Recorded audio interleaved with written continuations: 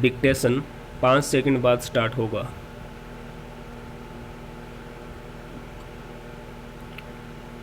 Yes, ready, start.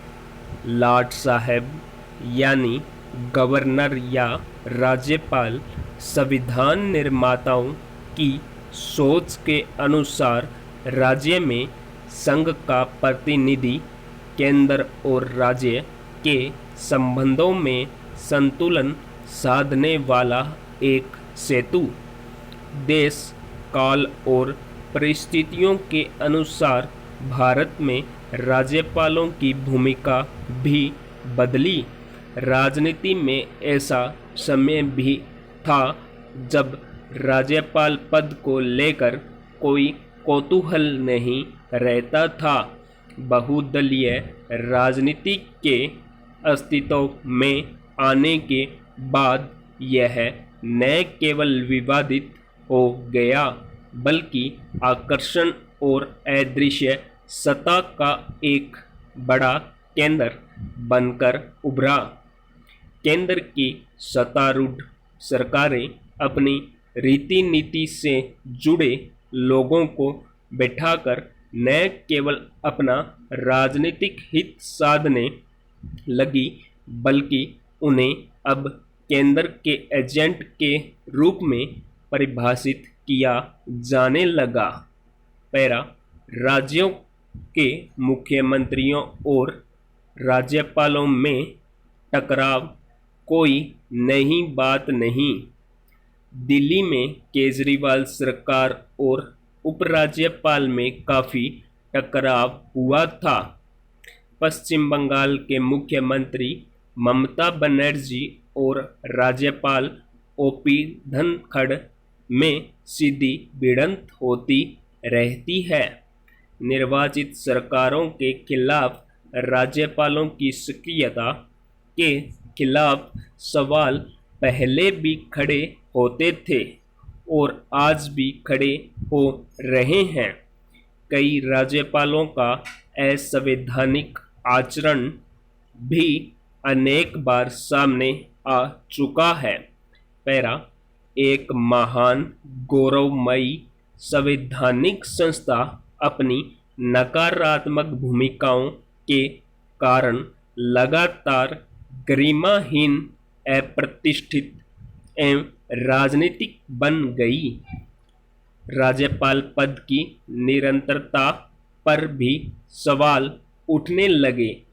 संविधान निर्माताओं की आशाओं के धूमिल होने, नियुक्ति विवेकाधिकार का पक्षपाती उपयोग, राष्ट्रपति शासन में विवादित भूमिका, विपक्ष के साथ तनावपूर्ण संबंध, केंद्र राज्य संबंधों के संदर्भ में असंतुलित भूमिका, बर्खास्तगी, स्थानांतरण, राजनीतिक सक्रियता और विवादास्पद भूमिकाओं संबंधी उठने वाले अनेक सवालों के कारण इस पद के औचित्य पर प्रश्न उठना स्वाभाविक है। राजधानी दिल्ली में पहले अधिकारों को लेकर केजरीवाल सरकार और उपराज्यपाल अनिल बैजल में काफ़ी भिड़ंत हुई थी। मामला उच्च अदालतों में पहुंचा। अंततः शीर्ष अदालत ने सब कुछ तय कर दिया। केजरीवाल सरकार ने भी अपना रवैया नरम कर लिया। कोरोना काल में मुख्यमंत्री केजरीवाल और उपराज्यपाल में क्वारंटाइन मामले में ठन गई थी। कोरोना वायरस से निपटने के लिए सत्ता और सत्ता से जुड़ी संस्थाओं को तालमेल बनाकर चलने की जरूरत है, लेकिन दिल्ली में संकट के समय भी राजनीति बन गई। तीखी बयानबाजी भी हुई और शब्दों की मर्यादाएं भी टूटी।